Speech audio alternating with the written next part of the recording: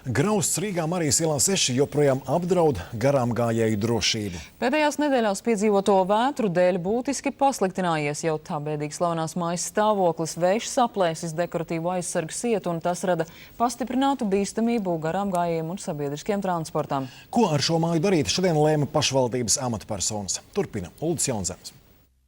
Šis nams garām gājēju drošību apdraud jau daudzus gadus. Pirms 3 gadiem māju apvilka ar drošības sietu. Tagad siets ir saplēsts un nams atkal ir kļuvis ļoti bīstams.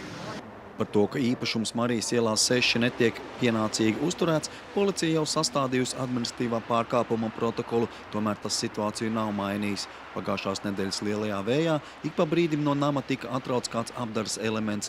Garām gājēji gan atzīst, ka uz augšu neskatās un cer, ka viņiem nekas uz galvas neuzkritīs. Es skatos taisni. Ja uzkritīs, tad liktenis. Atklāt sakot, es nepievērstu tam uzmanību, bet pareizi būtu, ja te uzlikt vismaz drošības jumtiņu. Būvvaldei šis nams sagādā galvas sāpes jau gadiem ilgi, tomēr neko vairāk par vēršanos pie īpašniekiem izdarīt nav iespējams. Principā tā ir īpašnieku jautājums, kā viņi to jautājumu risina, un pašvaldība no savas puses ir darījusi visu iespējamo. Ir jau bijis lēmums par piespiedu sakārtošanu. Šodien kopā ar vienu no 2 īpašniekiem namu apsekoja atbildīgās pašvaldības amatpersonas, taču nekas vairāk par pirksta kratīšanu pašvaldības spēkos pagaidām nav. Nama īpašnieks uz grausta sēž kā suns uz sienu kaudzes un žēlojas, ka nav naudas nama rekonstrukcijai.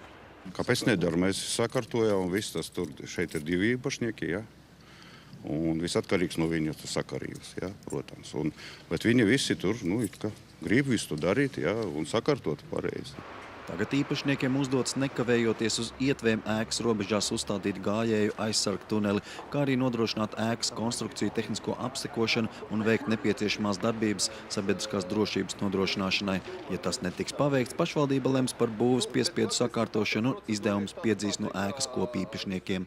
Šeit ir galvenā problēma privāta īpašums un īpašnieki ir 2.